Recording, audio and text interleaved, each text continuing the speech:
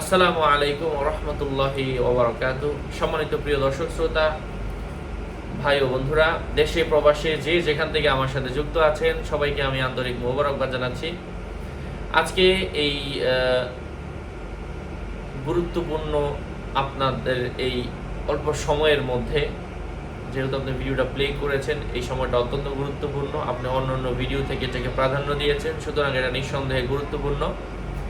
এই অল্প সময়ের মধ্যে আপনাদেরকে আমি নিজে কিছু ছোট্ট স্বপ্নের ব্যাখ্যা শেয়ার করব, যে স্বপ্নগুলো দেখলে মানুষ মারা যায়। এখন বলবেন, হুজুর আপনি কিভাবে জানেন মারা যায়?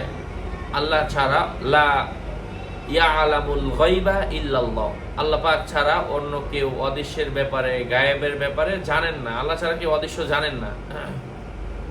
প্রিয় ভাই বন্ধুরা, অদৃশ্যের ব্যাপারে আল্লাহ ছাড়া কেউ জানে না। তো অদৃশ্যের জ্ঞান আমি কিভাবে বলবো? তো অদৃশ্যের জ্ঞান আমি আপনাদেরকে খুব শর্টকাটে যদি বলি, মানে স্বপ্নের মাধ্যমে আল্লাহ পাক জানিয়ে দেন যে কোন স্বপ্নের কি ব্যাখ্যা। অদৃশ্য তো জানে না, তবে আল্লাহ পাক বান্দাদেরকে কিছু কিছু জানায় দেন যে তোমার এমন হতে পারে। এই জন্যই আল্লাহ পাক স্বপ্নে দেখান। স্বপ্নকে বলা হয় নবুয়তের 46 ভাগের 1 ভাগ। নবী রাসূলের সব স্বপ্ন সত্য ছিল এবং আল্লাহ পাক আমাদেরকে এই জন্যই স্বপ্নে দেখান আছে। যাই হোক, স্বপ্নে যদি কেউ আসলেই বাস্তবিক পক্ষে মারা যেতে দেখে, তো কেউ কেউ বলে থাকেন এটা তার নিজের জন্য মৃত্যুর ইঙ্গিত, আবার কেউ কেউ বলে থাকেন যে তার হায়াত আরো বাড়বে। এটা হচ্ছে প্রথমত একটা ব্যাখ্যা। এখন এক এক ইমামের এক একটা মতামত। ওই ব্যক্তির অবস্থা, ওই ব্যক্তি কি রোগা কিনা, তার বয়স কত, সে কি করতেছে, সমস্ত কাজ, পারিবারিক চাপ সবকিছুর বিবেচনা করে কিন্তু একটা স্বপ্নের ব্যাখ্যা দেওয়া হয়। তো এক আলেমের কাছে গেলে বলে সে মারা যাবে, আবার কেউ বলে হায়াত বাড়বে। দুইটা কিতাবের মধ্যে আছে, তবে এক একটার ব্যাখ্যা এক এক ধরনের। যাই হোক, এখন আপনার কি অবস্থা আল্লাহ ভালো জানেন, আপনি কোন ক্যাটাগরির। কেউ যদি প্রকৃতপক্ষে অনেক বেশি অসুস্থ, তাহলে কারো কারো মতে তার মৃত্যুর ইঙ্গিত।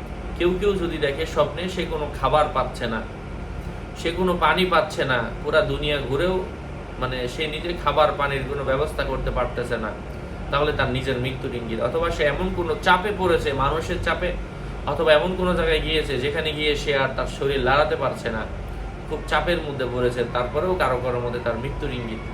কেউ কেউ যদি স্বপ্নে অ্যাক্সিডেন্ট দেখে, ডুবে যেতে দেখে, পুড়ে যেতে দেখে, তাহলে তার উপর বিপদ অথবা নানান ধরনের নিজের মৃত্যুর ইঙ্গিতই বুঝিয়ে থাকে। যাই হোক, আর অনেক স্বপ্ন আছে যেগুলোর মাধ্যমে মৃত্যু বোঝা যায়। যাই হোক, আল্লাহ আমাদেরকে বোঝার তৌফিক দান করেন। আরো আপডেট পেতে সাথেই থাকবেন।